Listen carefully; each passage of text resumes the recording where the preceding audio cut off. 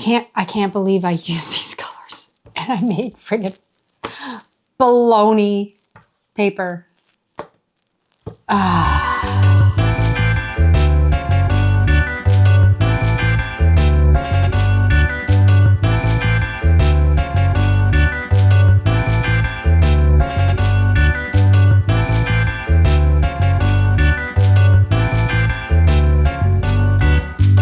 If you know me, I can't throw away any leftover yarn. And I know a lot of you have a little stash of yarn scraps too. So I decided to turn mine into something new, some handmade paper. And I'm gonna show you 2 simple ways to make it. And trust me, after you see this, you're gonna wanna make some for yourself. Okay, this is so much fun and I'm excited to share this DIY with you. I always have all kinds of yarn scraps left over, not enough to make a project with for knitting or crocheting, but great for DIY projects. So I've picked out these 3. They kind of have that fall kind of muted vibe. What we're going to do is we are just going to start cutting the yarn into tiny little pieces. And it doesn't have to be all the same size. What I like to do is I like just to bunch it up and just start cutting. You want to make them small because you want all of those fibers exposed. If you get them too long, they're not going to bond together and create a nice paper for you. So just take your time, grab a cup of tea like I did here, grab a stool like I have under here, and get cutting all of that yarn into little tiny pieces. Okay, we have 2 cups of these little tiny pieces of yarn. You want to go in and you want to kind of scrunch them with your fingers and unravel all of those fibers that are still maybe woven into yarn. And just take your time, mush them all up. We want this to be able to all stick together with our glue mixture. So we want to make sure that we've done the job properly. One of the fun things about this yarn paper, yarn DIY, is you can mix and match different colors and get different textures and just kind of use your imagination when you're looking through your scraps of yarn. So I have a hot plate here. I'm just going to turn it up. And we are going to add 1 cup of water.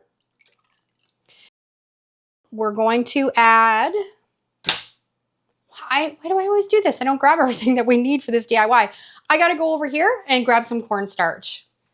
Okay, and we're going to add 2 tablespoons of cornstarch into that water. 1, 2, and we're just going to heat this up gently, and as it heats it's going to thicken up. It's going to take a few minutes. I'll be back when it's gelled up. Okay, we have our cornstarch and water thickened right up. You can see how thick it is. That's exactly what we want. I've let it cool down a little bit. Now we're going to add 3 tablespoons of my Elmer's PVA school glue. So we're going to do 1, 2, and then 3. And then we're going to mix this together really well, incorporating that cornstarch, water, and glue all together. And once we have this all mixed in, we are ready to pour it into our 2 cups of our cut up pieces of yarn that we've scrunched up really well and made all of the fibers open that it's going to accept this paste. So we're just gonna, not gonna put it all in, we'll start with a little bit, stir it all up. Okay, definitely gonna need some more. Pour some more in. Mix it all up. And you can see all the beautiful colors all coming together. Now, I might add a little bit more. Let's add a little bit more. So we're going to use all of this that we've mixed up. If you don't add enough, your yarn paper is not going to stick together. It's not going to have enough binding agents in it to hold it together. And then we can get right in with our hands and get mucking. So you want to really squish this all together just to break up those fibers even more. So I'm going to take probably about a minute, really scrunch this together. I'll be back when I've got it all mixed and I'm happy with it. Now you want to get 2 pieces of parchment paper. 1 and 2. It's key to use the parchment paper because if you don't, your paper is not going to peel off afterwards. I find even with wax paper, it kind of sticks a little bit and it doesn't work that great. So parchment paper is a key here. We're going to lay this flat, and I had a spatula. Where did I put my spatula? Did you guys see it? I'll be back. Okay. Sometimes I have a habit of cleaning up things before I'm actually done using them, and then I have to go back and get them again. Just a little quirk that I have. You're going to flop this on your parchment paper. Spread it out nice and thin. Make sure you stick through because after I'm done this one, I'm going to show you another way to make this yarn paper, and it's really fun too. So spread it out. Now you want to get that second piece of parchment paper, lay it on top, and grab a rolling pin, and you want to roll it out nice and flat.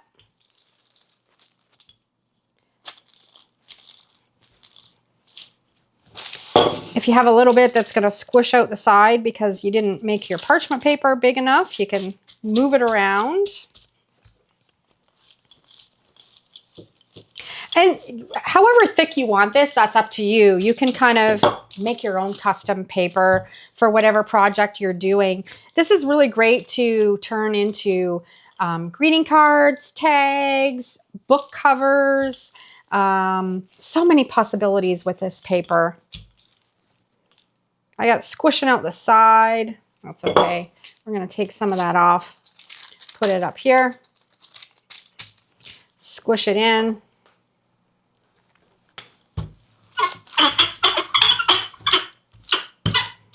Okay, so now what we want to do, and it's going to take a little while, we want to set this aside and let it dry. It usually takes 24 hours. Unless you have a really nice sunny day, you can set it outside in the sun. Don't peel this top sheet off yet. Keep it all together. Let it dry that way. And we're going to get this drying. I'm going to set it aside. Let's start on the second technique to make this yarn paper. Our next way to make this yarn paper is to use a decal and frame. I have a full tutorial on how to do this and how to make a decal and frame. I'll put the QR code right here if you want to watch that afterwards. It's really simple to put together. And we are going to make that water and cornstarch mixture again. So we're going to put in 1 cup of water and 2 tablespoons of cornstarch. We're going to heat it up until it gets nice and thick. And then we're going to add the glue. It's nice and thick. Still a bit warm, but we're going to add our 3 tablespoons of glue. 1, 2, 3, and then we're going to mix it together really well.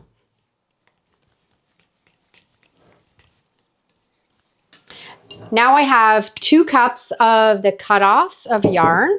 So we're going to pour that in. We're going to use all of it. Pour it all in right away.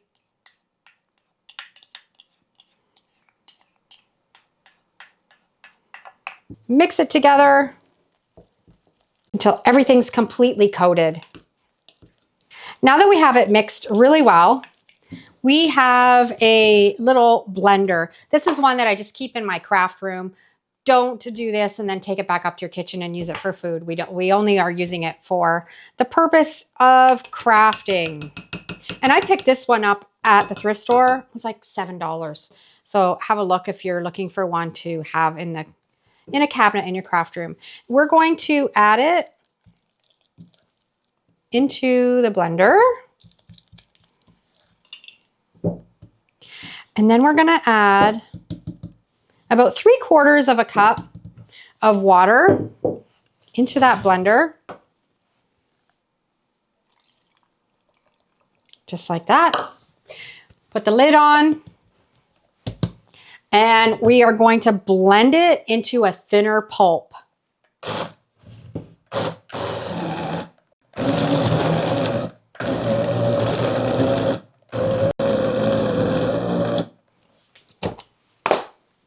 If you find it needs to be kind of stirred up a little bit, you can stop it, stir it in. It's still pretty thick, so it's not going through the blender all that well. So we're going to add a little bit more water. That'll help it distribute it better. There we go. That's better. Whirl it all up. We're blending all of that yarn into a nice pulp. Okay, we've got it blended really well. Now, a tip when you're doing this, if you're going to be using a blender, cut those pieces really, really small of the pieces of yarn. If not, it's going to get tangled up in your little blender blades and you're going to have to pull it all out. So really tiny pieces or you're going to end up with a little bit of a snag. We're going to throw that back into this. I got some in the bottom here. We're going to grab. It's made a beautiful pink color when it's all blended in. Okay, so now we're going to get, this is a little bit messy. I just have a towel that I keep in my craft room. I'm going to get the decal and frame. Now, we are only going to be using the screen. We don't need this because we're not making this like a regular homemade paper. If you've never made homemade paper before with scrap bits and pieces, I'll put the QR code right here and you can watch that also. It's a fun video on how to build your decal and frame and make homemade paper with scrap bits and pieces. What we're going to do is we are going to just pour this on the frame. We might be able to get 2 sheets out of this, so I'm going to take some off. Spread it out on your frame.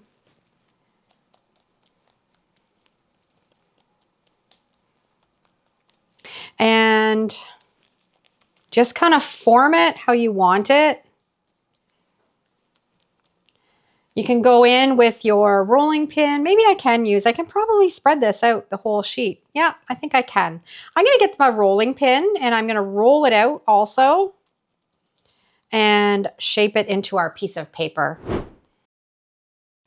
Okay, we've got this flattened out. Now we've got a sponge and we're just going to just gently get some of that water out of it and flatten it a bit more. It has a tendency to want to pull up. Just push it back down with your fingers and keep molding it, and you can squeeze out the extra.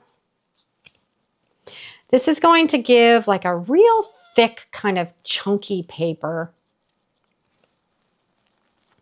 And you can use your fingers, press down, slowly bring the sponge up, get as much of that water and glue mixture out of there as you can. This is something that takes time and patience. It's not a DIY that you're going to whip together really quickly, but this to be satisfied of using up all those yarn scraps when you're all done into something beautiful again is a good feeling. It almost has like a felted wool look. And if you have little pieces that come off, just push them in, make sure they're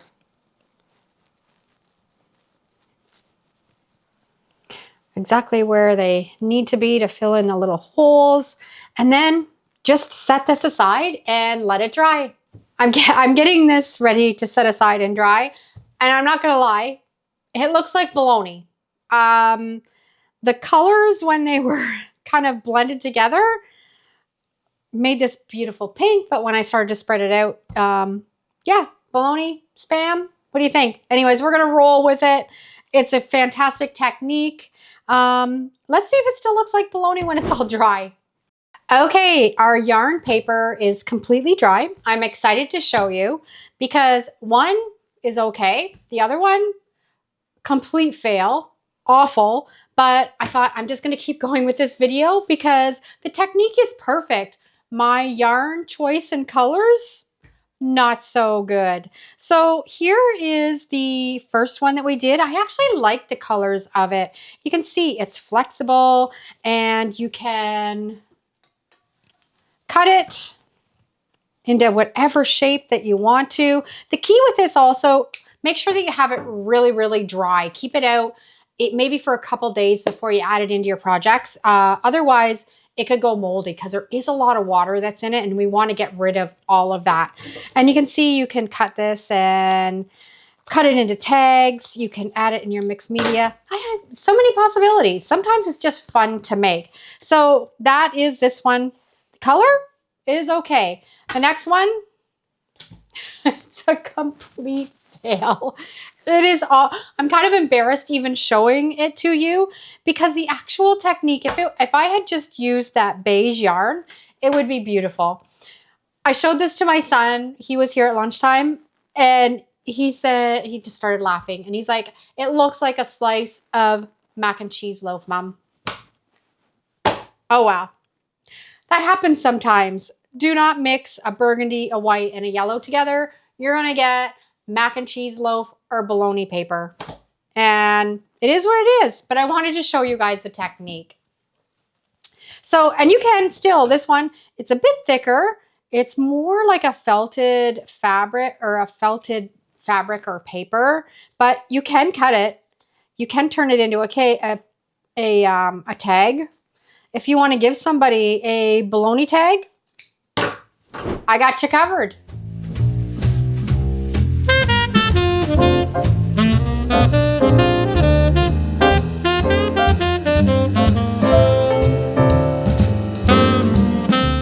And that's my yarn paper project. I love how unique this turns out if you use the right color yarn. If you enjoyed this one, you're definitely going to have to check out my next video where I turn paper into faux plastic. It's another simple DIY that's going to surprise you. So click the video right here and I'm going to see you over in the next video.